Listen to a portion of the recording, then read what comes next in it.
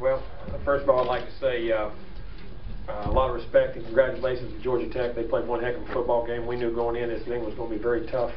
They were probably as hot as anybody, playing extremely well this time of year. And Paul and his group have done a tremendous job there. They got one heck of a team. They really did. It was a great football game. But you know something? We're a very good football team too. An extremely good football team. That's just the facts of it. You know, this program is not built on wins and losses. It's designed to create opportunities. Tonight was an opportunity to play in the third ACC Championship in a row and to chase another national championship. Being in games like this is very significant. You know, we're starting to get used to those scenarios. And this group has done significant things as a whole. It's been amazing what this team has accomplished. And in a lot of ways, maybe more amazing than last year's team was dominating. This year's team, to me, the word's more amazing. It really is. The resiliency in which they have. They compete together. They excel together. They've had some struggles together. I think that's what makes them so tight. But they're a family. And as a coach, the goal is to build your organization into a group who genuinely cares about each other. If there's one thing about this team, any team I've ever been around, it truly cares for each other. It loves, trusts, and believes in each other by how they practice, how they carry themselves off the field. When one guy is down, the others pick them up. And I'm not talking about on the field. On the field, it is no question. If we need to run it, we run it. If we pass, we pass. We need to play defense, special team, whatever, they do that. But off the field, they're there for each other. They genuinely care about each other. And everybody said, what's the secret? There's no secret. It's just a lot of hard work, a lot of blood, sweat, and tears. There's a lot of caring that goes on. It's a family. This team is an elite team. It's 13-0. 13 wins, no losses. No matter what happens to it. And its resiliency to be unbroken is amazing to me, because you know, it takes everybody's best shot, looks you in the eye, and just keeps playing. Doesn't say anything, just keeps doing his job. And to me, as a coach, that's the greatest compliment. I'm blessed to be able to coach him. I'll say that. I really am. They teach me as much as I ever teach them. And I'm very lucky to have them, and I'm looking forward to where this takes us and what we can still achieve. But they've played one heck of a football game. Questions? First question's to our left. Let us know who you are, who you're with, and let's get the mic to you. Andrea Adelson, ESPN.com. Jimbo, you guys win the ACC for a third straight year, 29 straight. How are you going to feel tomorrow when the playoff committee announces its selections and you most likely won't be number one? I ain't worried about being number one. We'll be in the playoff. So that's what matters. That's their, you know, that's an opinion. Ours are facts. Hey Jimbo, Chris Idell from Beth M Radio. Question: how's it like tying the Canes? Like your 29 games in a row. You just tied Miami to 1990-92. What did you think for you guys for that? I didn't know that. I don't know who else has streaks or anything like that. But that was some of the great college football teams of all time, and you know, this is a heck of a football team. So hopefully we'll continue. It's a great honor to be in that circle. Y'all quiet. Yeah. Second row, then the front row. Coach, Bill Bender, Sporting News. Just talk a little bit about how every time Georgia Tech scored, you guys were able to score back and match, and it went back and forth until you guys finally got a couple. We did. We knew it was going to be that kind of game. We knew they got hot, so we just had to match. And see, to me, that's the thing about a great team. Right? If that's the kind of game we got to play, we'll do it. Last week we played a defensive game. Week before that it was a low-scoring game for possessions. And that's times it's him throwing, sometimes it's him running, sometimes it's he didn't play and the defense gets a turnover versus Clemson. To me, after all that happened, that's not an accident. And it's just an amazing thing how these guys compete and what they have to do to be competitive and win. To our right, front row. To our right. Jimbo, I'm just curious, you guys are undefeated, you likely don't have much to worry about in terms of the playoff, but how much time and thought have you put into the criteria that the committee listed and what you had to do to get there? You know, I haven't seen a criteria. I don't know what the criteria is. I mean, I don't know. You tell me. Anybody know? Front row. Brett Jensen, FoxSports.com. Jimbo, can you talk about the quarterback that you've got and what it says about him as a person and how he's able to shield all the stuff that goes around, like what happened this week, still come out on game day, have a big game like he did tonight? We've seen this from certain athletes, like Cam Newton was able to do that. What does it say about him mentally and all that stuff going on? He's elite, he's special, he's different than anybody I've ever been around. That simple. and he cares about his teammates, and he can compartmentalize. When he has a job to do, and people counting on him, that's what a man does. And when you know the truth, and you know the facts, you can put your head on the pillow at night and go to sleep. And I'm blessed to be a part of his life. I know that. Jimbo, Danny Morales from theskyboat.com. Dalvin had a big game today. He's been doing that week after week lately. But what does that say about his ability? And when's the last time you had a true freshman that's been able to do these types of things? Last year.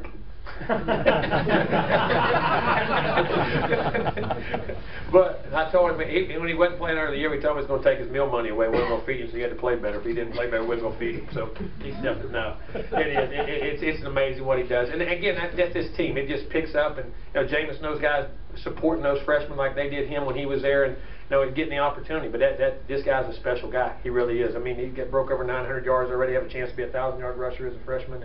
And what the balance he's bringing our team now, and the big playability, the capabilities, and what he does, catching the ball out of the backfield, picking up blitzes, and it's for a freshman to come in and pick up our offense and the multiplicity of blitzes and protections and all the things that go on and the routes, and this isn't an easy one to pick up. They know that. For both these guys, what they've achieved with their mental capacity. Everybody talks about their physical capacity, but what makes these guys special is their mental capacity to learn, process information, and then compete at the highest level.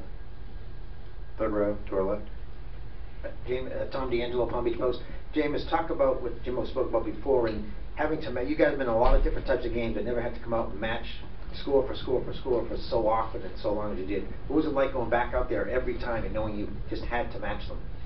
It was fun, because when you got the opportunity to score as many points as possible, it's a good thing. And that's one thing about our team. We like to compete.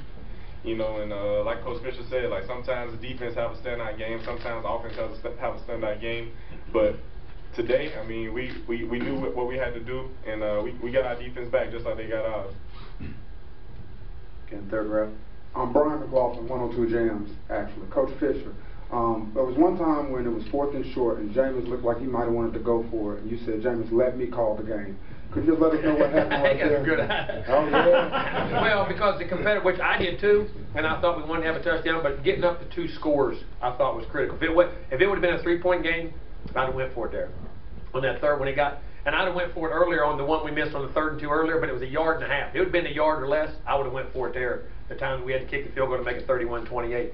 But that score being up 6 with 4 minutes to go, you couldn't, I wanted to extremely bad, but to go up 2 scores there I thought was very critical, and our defense was starting to play better, so I thought we had to get up to 2 scores. He going to score a touchdown every play. Angel, CNN. Jameis, what's this week been like for you, and what are your thoughts on all the support you've gotten from the fans?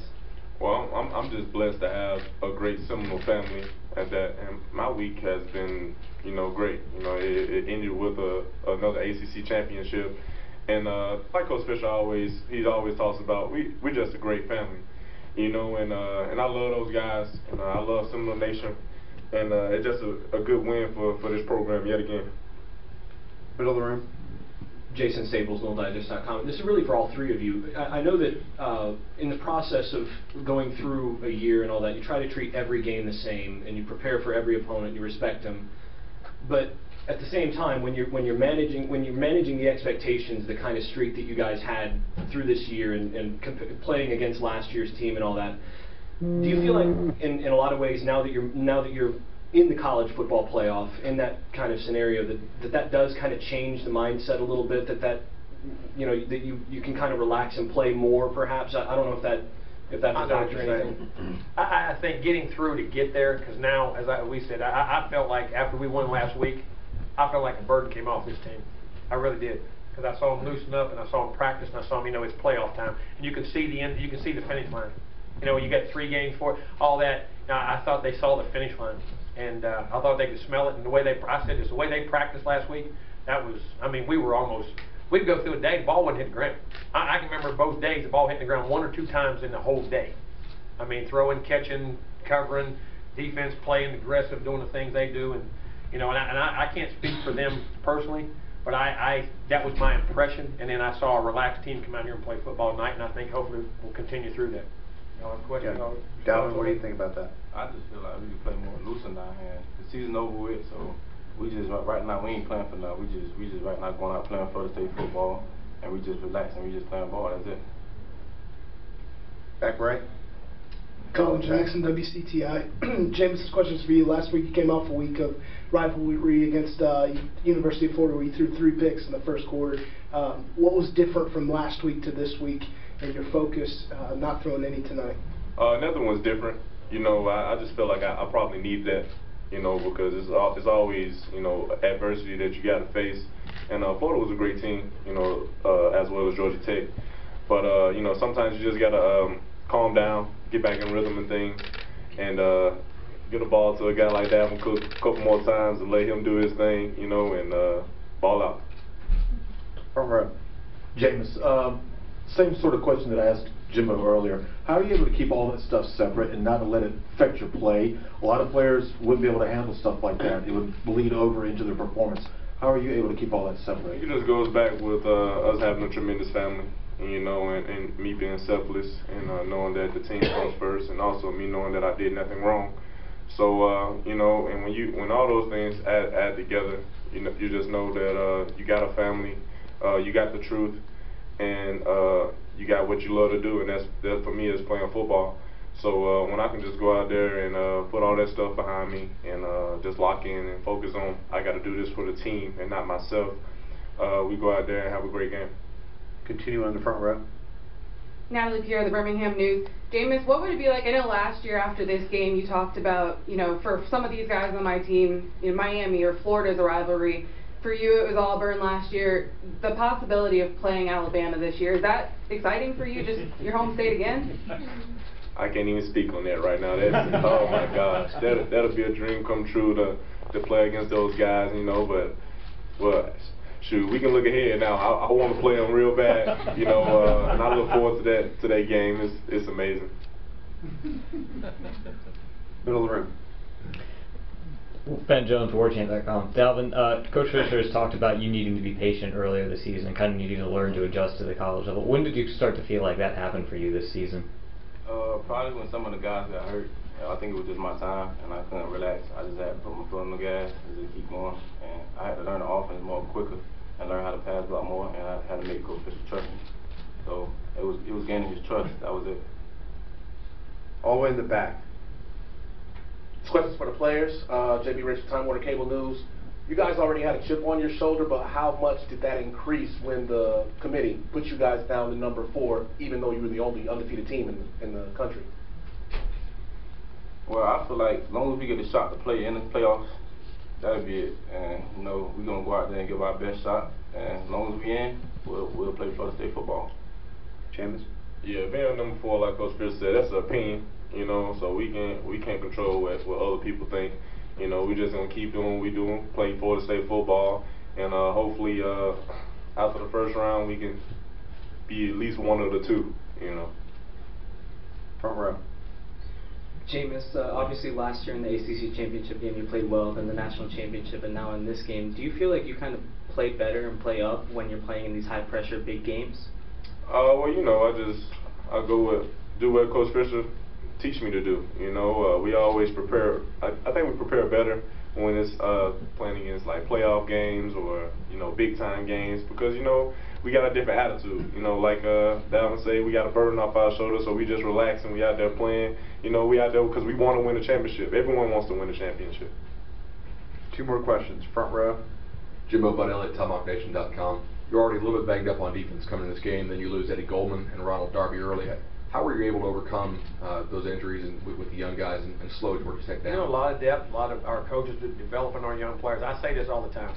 Great teams, when you get to this level, your young players have to be developed and they have to come into play and they're going to play critical. There was a lot of guys playing on that field. You had Eddie out, like I said, you had Darby out, you had Terrence Smith playing on one leg.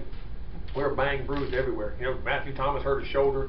You know, I mean, but there's the development of your young players, the depth, and you know, we practice, we give them a lot of reps, we do in camp, and we try. That's how we got, you know, Dalvin getting the quality reps, the way we practice on 2 different fields and getting them, you know, out there and let their talent come out. But it's critical that we get it developed. Our coaches are doing a good job, and there's a lot of young guys you can say on defense stepped out there and did a good job. Very proud of them. Last question. Jameis, you talked about, you know, you didn't do anything wrong. Do you feel like you're going to be clear and be able to play moving forward? I hope so. Okay, thank you.